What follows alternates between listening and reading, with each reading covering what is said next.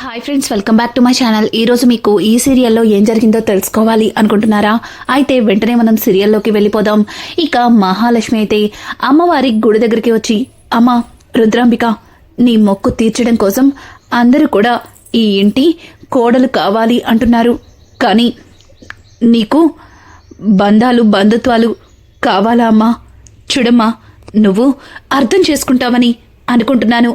కేవలం ఒక మంచి మనసుతో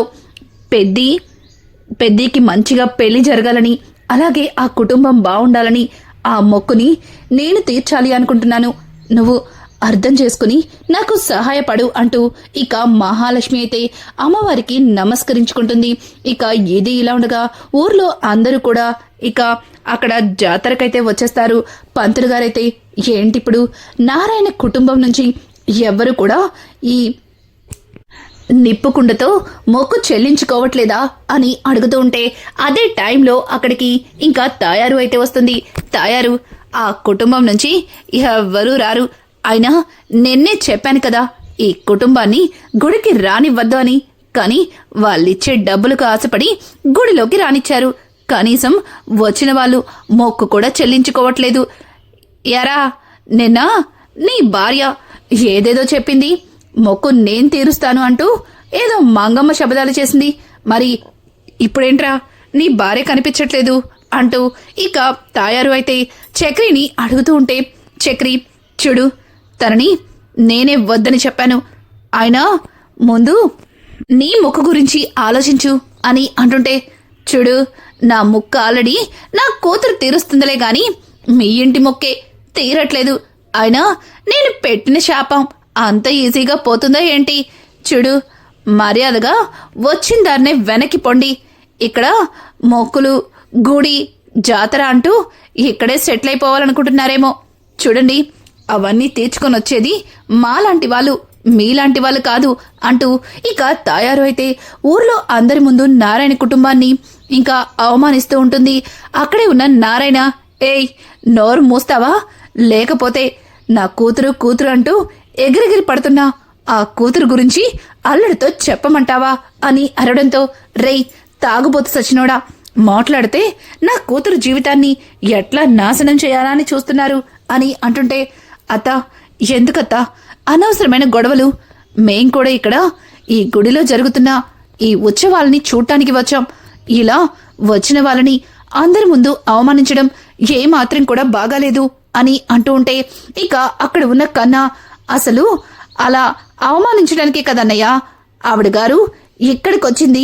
మరి అవును అలా అడుగుతావేంటి? చూడు, మంచి వాళ్ళకి చెబితే అర్థమవుతుంది, ఇట్లాంటి వాళ్ళకి ఎంత చెప్పినా అర్థం కాదు అంటూ ఇక కన్నా మాట్లాడుతూ ఉండగా అక్కడ ఉన్న మనీష అటు చూడండి అంటూ తన భాషలో ఇంకా గుడి వైపుకు చూపిస్తుంది. ఒక్కసారిగా మహాలక్ష్మి అయితే మొహమంతా పసుపు రాసుకుని అమ్మవారిలాగా పెద్ద బొట్టుతో ఇక ఆ నిప్పుకుండని తీసుకుని అలా నడుచుకుంటూ సాక్షాత్తు అమ్మవారే వస్తున్నట్టుగా కనిపిస్తుంది. అది చూసిన కుటుంబ సభ్యులందరూ కూడా షాక్ అయిపోతారు. ఒక విధంగా అందరూ కూడా మహాలక్ష్మి అలా రావడం చూసి చాలా అంటే చాలా సంతోషిస్తారు. ఇక నారాయణ అయితే ఆయన ఆనందాన్ని తట్టుకోలేక పెద్దగా విజిల్ వేసి, ఏయ్ ఏంటే గిందాకేదో వాగావు? నా కోడలు ఏం చెయ్యలేదు, అసలు ఈ మొక్కుని మేము తీర్చలేము, నువ్వేదో పెద్ద పవర్ఫుల్ శాపాన్ని పెట్టాను అంటూ విర్రవీగావు. చూడవే చూడు, నా కోడలు అచ్చం ఆ రుద్రాంబికలాగా ఎట్లా నడుచుకుంటూ వస్తుందో అని చెప్పడంతో ఇంకా తాయారు అయితే మహాని చూసి చాలా షాక్ అయిపోతుంది. ఇంకా చక్రి, అలాగే మాధవ, కేశవ, కన్నా నలుగురు కూడా సంతోషిస్తారు.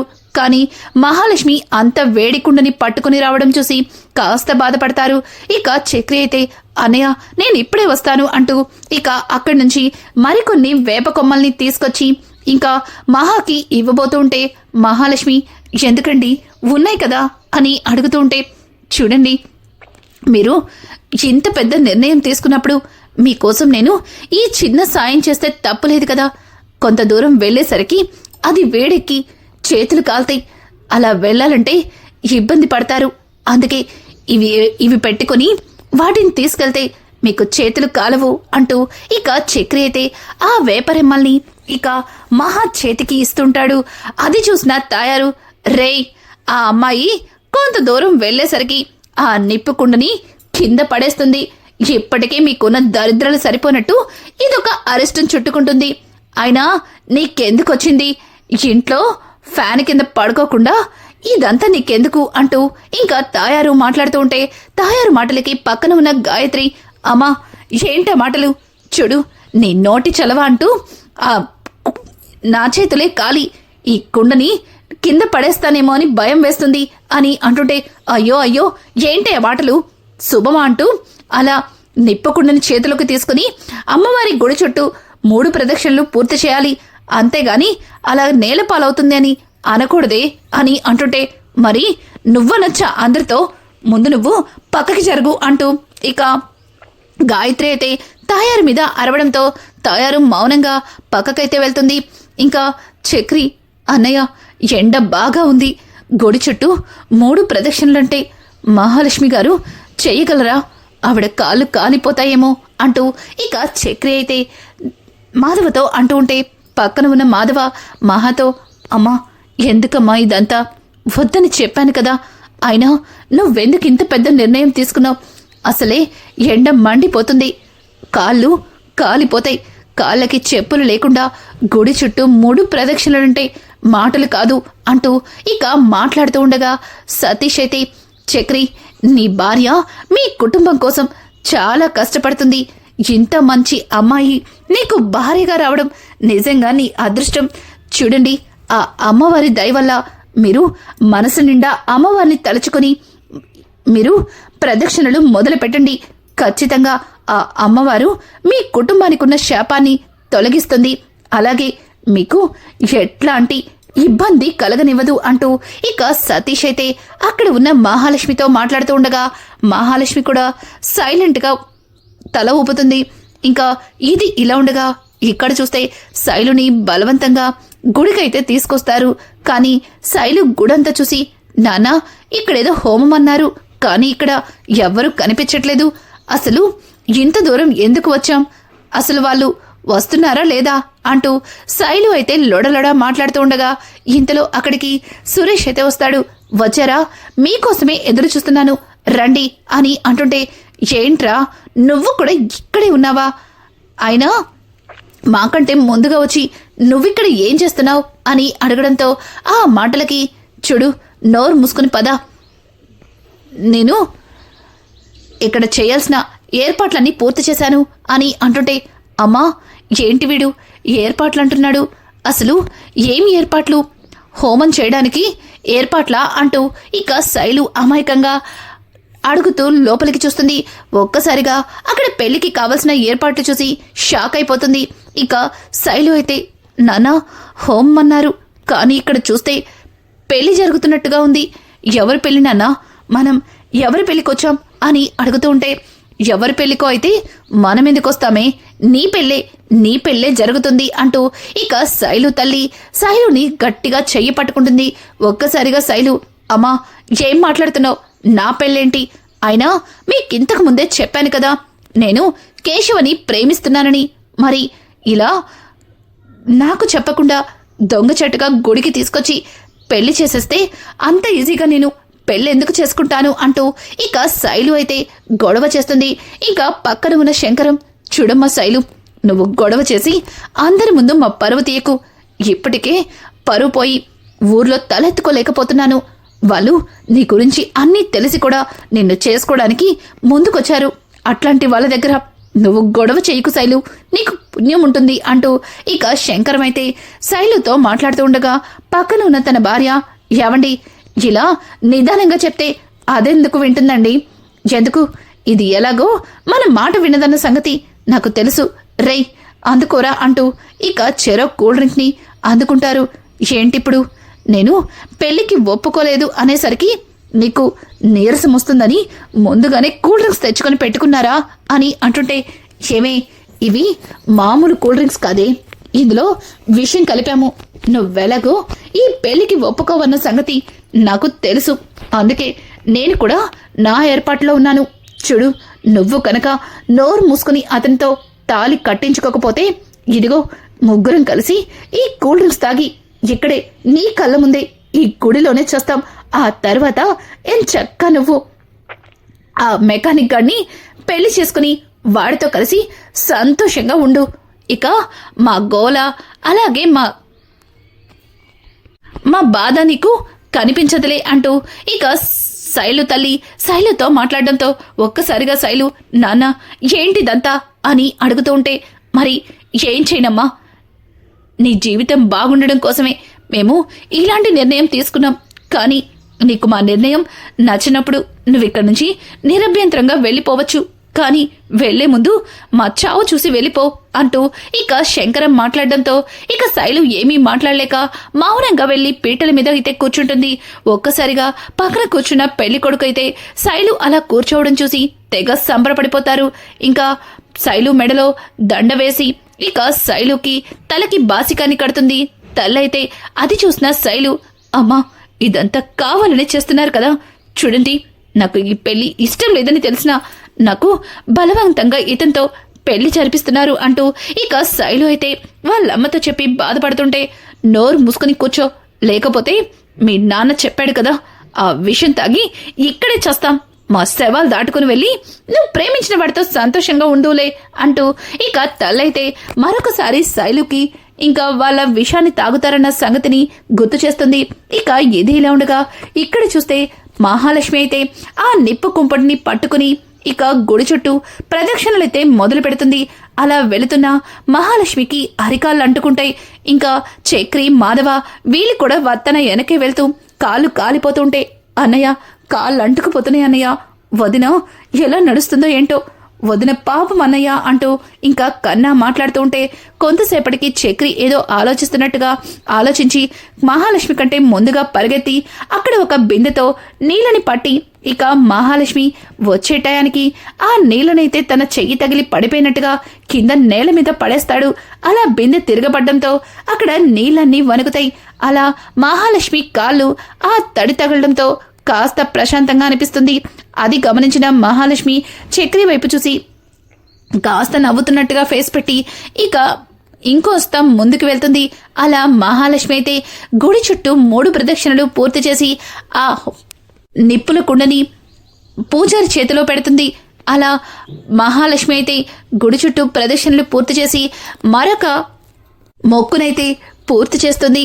ఇంకా పంతులు గారైతే చూడమ్మా ఎంతో కష్టమైన ఎంతో అమ్మవారికి ఇష్టమైన ఈ మొక్కుని పూర్తి చేసి మీ కుటుంబానికి ఉన్న పూర్తి శాపాన్ని తొలగించుకున్నారు. ఇక మీ ఇంటికి ఎట్లాంటి అరిష్టం ఉండదు, ఇక నుంచి మీ ఇంట్లో అన్ని శుభాలే జరుగుతాయి అంటూ ఇక పూజారి గారైతే మహం తల మీద చేయి వేసి ఇక తనని దీవిస్తూ ఉంటాడు.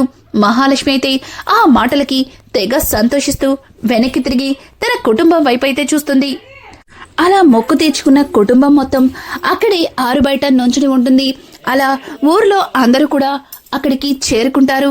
కొంతసేపటి తర్వాత ఉన్నట్టుండి పెద్ద డప్పులతో ఒక పెద్ద పూజారికి అమ్మవారైతే ఆవిడ ఒంటి మీదకి పూనుతుంది.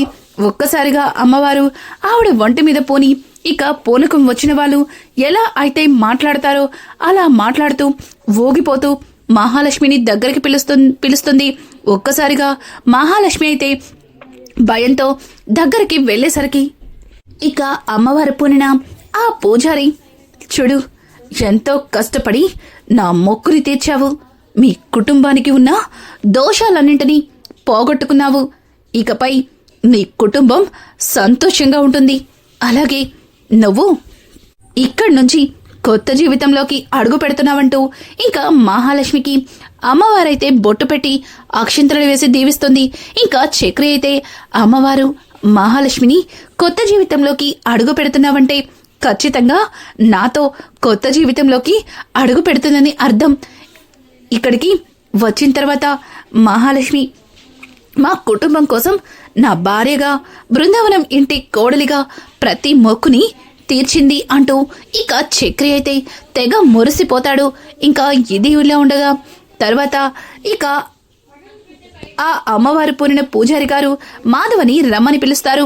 మాధవ రావడంతోనే ఇక పూజారి గారు ఎన్నో ఏళ్ల క్రితం మీ పూర్వీకులు మొక్కుకున్న మొక్కుని తీర్చేశావు. ఇక నీ జాతకంలో ఎటువంటి దోషం లేదు. అలాగే నీకు త్వరలోనే పెళ్లి జరుగుతుంది. పెళ్ళైన తర్వాత నీ భార్యని తీసుకుని మళ్ళీ ఇక్కడికి వస్తావా అంటూ ఇక మాధవని అడగడంతో మాధవ వస్తానంటూ తల ఊపుతాడు. అలా తల ఊపడంతోనే ఇక పూజారి గారు మాధవకి బొట్టు పెట్టి అక్షింతలు వేస్తారు. ఆ వేసిన అక్షింతలు మాధవతో పాటు దూరాన ఉన్న మనీషా మీద కూడా పడతాయి. అది గమనించిన మహాలక్ష్మి, గాయత్రి ఒకరినొకరు చూసుకుని నవ్వుకుంటారు. ఇంకా మాధవ అయితే అమ్మవారికి దండం పెట్టి అక్కడి నుంచి వెనక్కి వెళ్తుంది. అలా పూజారి గారు ఒక్కొక్కరిగా వాళ్ళ తలరాతల గురించి మాట్లాడుతూ ఇంకా అమ్మవారు ఆ పూజారి ఒంట్లో నుంచి వెళ్ళిపోతుంది. అలా వెళ్ళిపోవడంతోనే ఆయన అక్కడికక్కడే పడిపోతారు. అలా అందరూ కూడా పూజారి గారు చెప్పిన మాటలకి ఇంకా గుడి నుంచి ఇళ్లకైతే బయలుదేరతారు. కానీ చక్రి మాత్రం ప్రతి ఇంటికి వెళ్ళి ఐస్ క్యూబ్స్ ఉన్నాయా అంటూ అడిగి కొన్ని ఐస్ క్యూబ్స్ ని కలెక్ట్ చేసి అక్కడి నుంచి ఇంటికైతే తీసుకొస్తారు. మహాలక్ష్మి అయితే అరికాళ్ళు ఎర్రగా బొబ్బలెక్కడంతో ఇంకా తను నడవలేక ఒక ప్లేస్ లో కూర్చుని ఉంటుంది. ఇక మాధవ అయితే చెప్పాను కదమ్మా ఇదంతా వద్దని, నువ్వే మా మాట వినకుండా ఇదిగో ఇలా చేసుకున్నావు, చూసావా కాళ్ళు ఎలా మారిపోయాయో అంటూ ఇక మాధవ మాట్లాడుతూ ఉంటే ఇంతలో చక్రి, అన్నయ్య ఐస్ క్యూబ్స్ తెచ్చాను, వీటితో వాటిని మసాజ్ చేస్తే తన బొబ్బలన్నీ తగ్గి కొంచెం రిలీఫ్ వస్తుంది అంటూ ఇక చక్రి అయితే మహా కోసం ఐస్ క్యూబ్స్ తీసుకొచ్చి మహాకైతే ఇస్తాడు. అది చూసిన మహాలక్ష్మి చక్రిని ప్రేమగా చూస్తుంది. ఇక చక్రి అయితే నేను చెప్పాను కదా అండి వద్దని, చూసారా కాళ్ళు ఎలా మారిపోయాయో, ఇలా ఇవ్వండి నేనే మసాజ్ చేస్తాను అంటూ ఇక చక్రి అయితే మహాలక్ష్మి పాదాలను తన ఒళ్ళో పెట్టుకుని ఇక ఐస్ క్యూబ్స్ తో వాటిని మర్దన చేస్తుంటాడు. మహాలక్ష్మి అయితే చక్రి తన మీద చూపించే ప్రేమ, కేరింగ్ చూసి ఒక్కసారిగా మైమరిచిపోతుంది. చక్రిని అలా రెప్ప వేయకుండా చూస్తూ ఉండిపోతుంది. ఇంకా కన్నా అయితే పక్కన ఉన్న కేశవతో, అన్నయ్య అలా వాళ్ళిద్దరినీ అలా చూస్తుంటే నాకెందుకో వదిన శాశ్వతంగా అన్నయ్యకి భార్యగా మనింట్లోనే ఉండిపోతుంది అనిపిస్తుంది. ఇక అన్నయ్య వదిలిన మధ్యలో ఉన్న దూరం పోయి వీళ్ళిద్దరూ దగ్గరైపోతారనిపిస్తుంది అని అంటుంటే ఇంకా కేశవ అయితే, రే నువ్వన్నమాట నిజమైతే బావుండ్రా అంటూ కేశవ కూడా మాట్లాడుతూ ఉంటాడు. ఇక ఇదిలా ఉండగా కరెక్ట్ గా తాళి కట్టే సమయంలో ఇంకా శైలు తాళిని తీసేసి పైకి లేస్తుంది. ఇక వాళ్ళమ్మైతే చేతిలో ఉన్న కూల్ డ్రింక్ బాటిల్ ని చూపించి, ఏయ్ తాళి కట్టించుకోకపోతే దీన్ని తాగి చస్తాను అని అంటుంటే, కట్టించుకుంటాను, నువ్వేమీ చావనక్కర్లేదు, తాళి కట్టించుకుంటాను, కానీ తాళి కట్టించుకునే ముందు ఒక్క మాట వీళ్ళందరికీ నేను చెప్పాలి అని అంటుంటే, ఒసై నువ్వు మెకానిక్ గాడి గురించే కదా చెప్పాలనుకుంటున్నావు అని అంటుంటే, కాదు దాని గురించి కాదు, నా గురించే చెప్పాలి. చూడండి మిమ్మల్ని పెళ్లి చేసుకోవడంలో నాకెట్లాంటి అభ్యంతరం లేదు, కానీ నేనిప్పుడు కడుపుతో ఉన్నాను, నాకు 3వ నెల, మీకు దానికి ఓకే అయితే చెప్పండి పెళ్లి చేసుకుందాం అంటూ శైలు మాట్లాడడంతో ఒక్కసారిగా అందరూ కూడా షాక్ అయిపోతారు. ఇక రానున్న ఎపిసోడ్స్ లో చక్రి మహాల మధ్యలో ప్రేమ ఎలా మొదలవుతుంది, అలాగే శైలు చెప్పిన అబద్ధంతో తన పెళ్లి ఆగిపోతుందా, ఇలాంటి లేటెస్ట్ ఎపిసోడ్స్ మరిన్ని కావాలి అనుకుంటే మా ఛానల్ని సబ్స్క్రైబ్ చేసుకోవడం మాత్రం మర్చిపోకండి. Thanks for watching. Hi friends, welcome.